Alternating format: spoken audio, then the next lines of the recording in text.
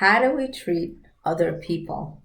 This may seem a very mundane question. This may seem like a really simple question. Yes, we obviously want to treat others well and kindly, but I want to bring to our attention in this generation how good people greatly mistreat other people, unintentionally, of course, but it's definitely hurting our society as a whole in a way where we are not validated, people are not respected, acknowledged, and we don't have a connection with others.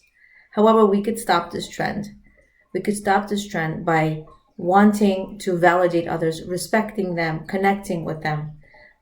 And there's one thing that we all do on our own level, but as a society at large, we don't mean to disrespect other people or to mistreat them, but we do it through our phones, through constant usage of the phone. And I'm going to go into detail on how to treat others fairly, properly, and in a way where we give them validation, respect, and connection. It is a mitzvah to validate others, to connect with them, to fill in their holes or their gaps in life. Your intention is what brings bracha to the world. Some people say, I did the mitzvah, I did the positive commandment. The fact that we did the positive commandment helps. It's not the money that helps, for example, when we give tzedakah, when we give charity, but it's the care, it's the effort. It's not about the dollar or the $1 million. How did I give the $1 million? How did I give the dollar? With which intention? So intention, as we know, is very, very important. We all have holes. What do we mean by holes? We all have gaps, emotional gaps within us that need to be filled. Some have larger gaps that need to be filled. Some have smaller ones. These holes that need to be filled need understanding, need respect, and they need validation.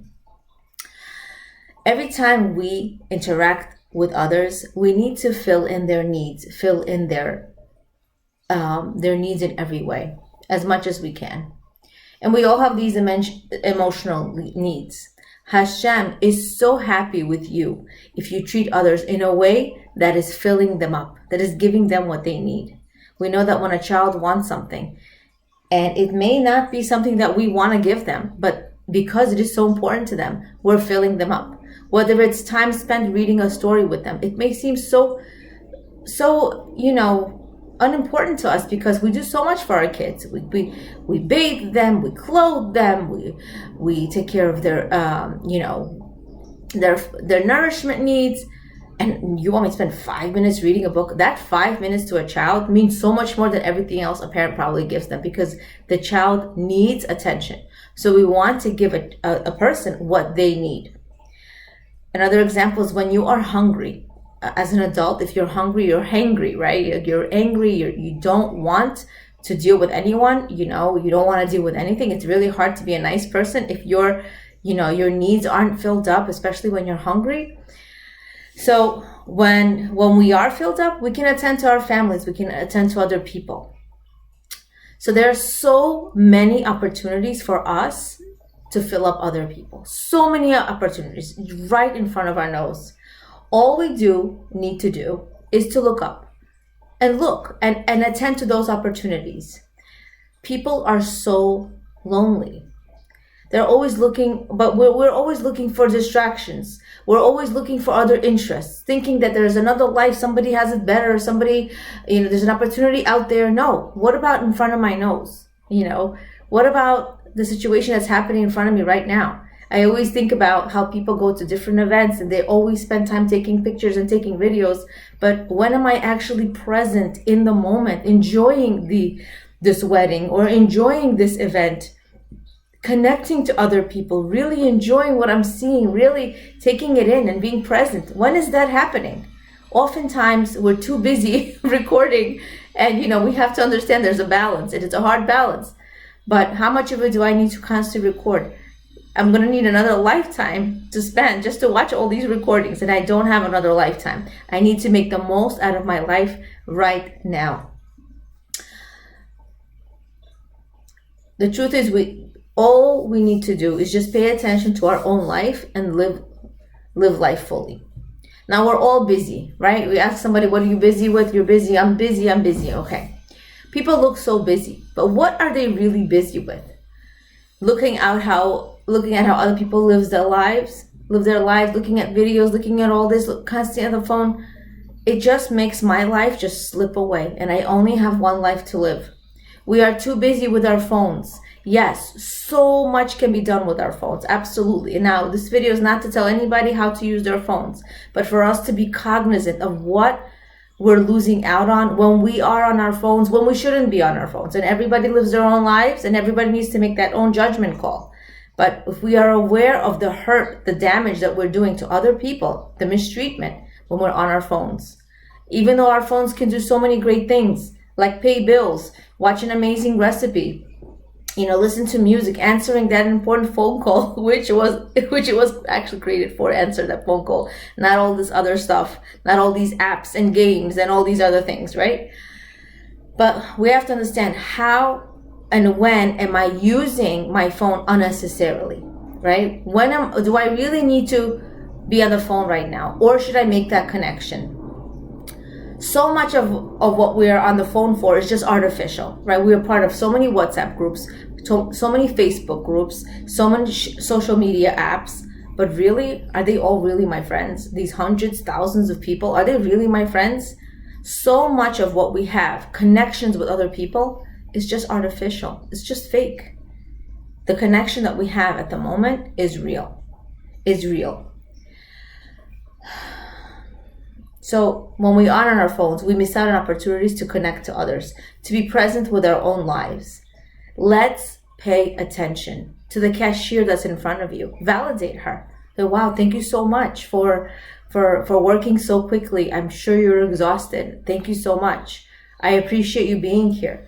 Pay attention to that cute 3-year-old who's so amazingly behaved at the doctor's office. Make a comment to the mother. Or that delicious baby that just passed by you. All these old people around, pay attention to them. Hi, how are you? Smile at them. Even when you're smiling at them, letting them pass first. That shows validation. That versus somebody constantly being on the phones and the person passing, there's no validation to that person existing. My personal opinion is that why do people do so many crazy things in our generation that was just unheard of in past generations?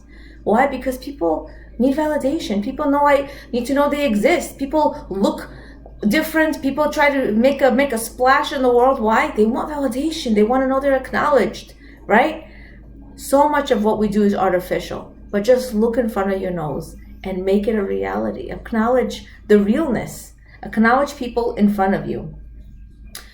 We want to multitask, but first let's focus on the task at hand, right in front of our noses, and to be present with other people. Smile at others. We all want people to validate us, no matter who you are. A CEO of a company, the president of the United States, a simple person. Everybody needs validation. Nobody is self-sufficient. Everybody needs that respect. Personal story of mine is I was walking in my neighborhood at one point, and I saw, a woman walking with a dog. And I naturally smiled at the dog. I don't even remember what the dog looked like, but I remember smiling. And then I looking up at the woman, and she said in an accent, like, everybody smiles at a dog, meaning like nobody smiles at her, or like she usually gets smiles only at the dog. I think that's what she meant. But it made me think, we need to validate people. We need to validate people. We need to smile at them. Good morning, good afternoon. I'm not saying talk to everybody on the street, but at least validate that they're there, right? Validate that they're there. So a mitzvah that we do does not cancel out averot. What does that mean? A person can say, oh, I do so much. Hashem will forgive my small doing. No, my small wrongdoing. Hashem doesn't do that. We are answering for every averah, every sin, every transgression, and of course we'll be rewarded for every single mitzvah, every single reward. So what does that mean? Let's say a rich person has a relative who's just not so fortunate. But the rich person can say, hey, I donated so much money. I own buildings. I fund so many charity campaigns. I give it away. Look how much I've done. Okay, so this person needs to find a job. My relative. This person needs to find a job. They also need to work hard like me. They can do it too. After 120 years, when this rich person leaves this world, there will be a rude awakening. And that rude awakening will last an eternity. And this eternity is a very long time. We don't know what we're responsible for. But of course, if something is in front of our nose, screaming, I need help, and we're ignoring it, we hold that responsibility. It doesn't cancel out the person in front of you that needs help. If you can't help, at least smile at them. I always think about Rabbi Schwartz's words when she talks about giving charity, giving tzedakah. When a person stretches out their hand, it is so embarrassing, so uncomfortable for them to ask, to reach out. But we need to validate them. We need to smile at them. We need to look their way. Even if you don't have something, wish them a good day. Validate that they exist. And of course, it wouldn't hurt to give something also if you can. And most of us can afford $1 or so. So we are responsible for what is in front of our noses. We have to understand that life and religion are not separate entities. My life is religion. The Torah way of life is my life. Whether I go to work, the way I act, whether I'm at home, and we know our home is the best way to find out how a person really acts. It is not the way they act at work.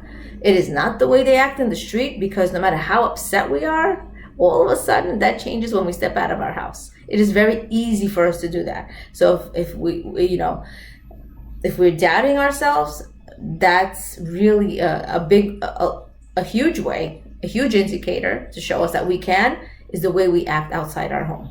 And we can. So the way I act everywhere is the way I am. It should be like that everywhere. I'm accountable for everything. My life is my religion. It's not, okay, so I give money here and I could do whatever I want with my life there. So I have something in my bank account. I have all these mitzvot. No. Everything that happens in my life, I am accountable for. Our sage Hillel teaches us to live life through the prism of the Torah, to envelop myself through the Hashgacha HaTorah, through the rules and the wisdom of the Torah. In this way, in the next world, there will be no surprises. In Yiddishkeit, in Judaism, I'm always focusing on what I can do for other people. I never live in a vacuum. I don't live in my own little world, in my own little bubble. I need to be cognizant of everything around me and try to be as helpful as I can to others. If I have it, it's to use it. And if I'm using it for myself, I can use it and help other people as well. There's nothing in Yiddishkeit that is exclusively about me. Everything I do permeates within the cosmos. If I'm doing something negative, if I'm doing something positive, it affects the whole world. Rabbi Schwartz talks about a story where she heard this woman talking. She couldn't avoid it. It was right there. And the woman was saying she had 2 little kids. And she said, you know what? I named my kids, and she was talking to another woman. She said, I named my 2 children after my side of the family. And the other friend said, why didn't you name from your husband's side of the family? She said, well, that's the way they used to do it back then. I don't do that. I don't do things like that anymore. I don't do that anymore. And you know what? We can't talk like that, because we need to acknowledge the other side's feelings. We all have feelings. We need to feel validated and respected. And a person can't say, oh, now that doesn't count anymore. We don't do things like that. We need to account for everybody's feelings, especially for the feelings of our family. So we know that Kedusha, or holiness, is contagious. We learned this from the coronavirus. No one would have thought, I live in Queens, New York. No one would have thought that, in the beginning of coronavirus, that how could China have anything to do with Queens, New York? Hashem proved us, God proved us, it's completely possible. If something physically can be contagious, so much more so spiritually. The way I act is I affect everybody else. I affect others with everything that I do. Everything in the physical world is a mashal, or a parable, for the spiritual world. We all have an energy about us, and we can affect others with it. The way people carry themselves have an effect on us. As I'm trying to live my life to the best of my ability, I'm helping every other person simultaneously at the same time. When we take care of our spiritual needs, we are helping the world receive more bracha, more blessing. A personal story of mine is, I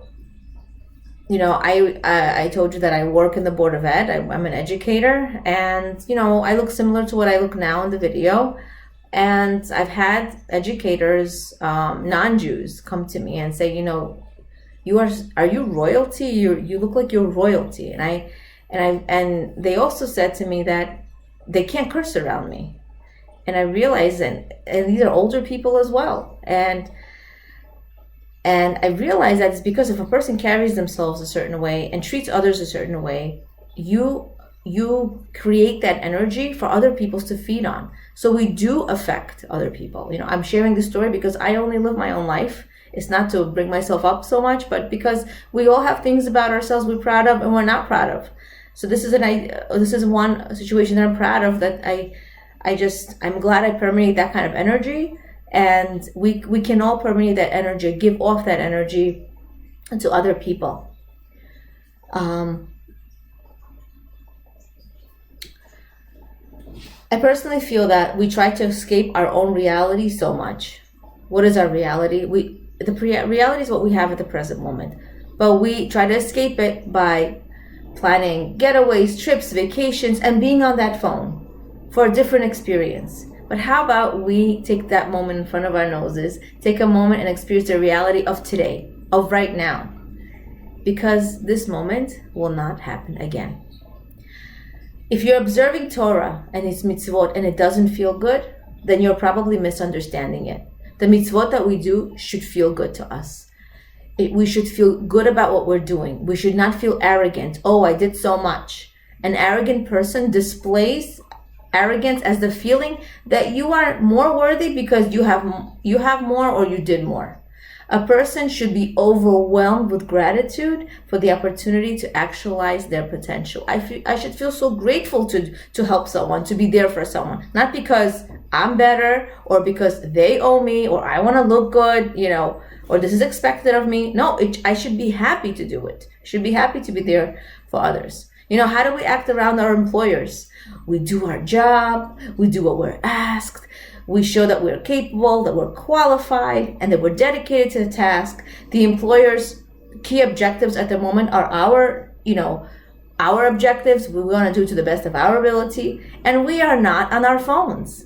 Yet, I see this also in the workplace sometimes, that some people are on their phones when the employer is not around, because that's not something they're proud of.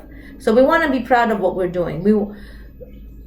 We can remind ourselves that the job we're required to do in this world is to make Hashem happy and proud of us. So take the minute in front of your nose, in front of you, and realize that you are such a good person. We are all good people, but we need to remember that our generation has changed the way we treat others, balancing our lives and what is necessary and what isn't is a challenge. Can I use the phone now? Should I use the phone now? Shouldn't I? Should I not? I don't really have to answer the phone every time it rings or a text message pops up. Let us remember to treat others with kindness, respect, and validation. In this way, we can connect to people. And connecting to people around me will enable me to be a vessel of bracha, and bring more blessings into the world. I want to share with you 2 practical tips. The first one is, make sure that you're filling yourself up first before you fill up the needs of your family, because it's not easy to be kind and calm.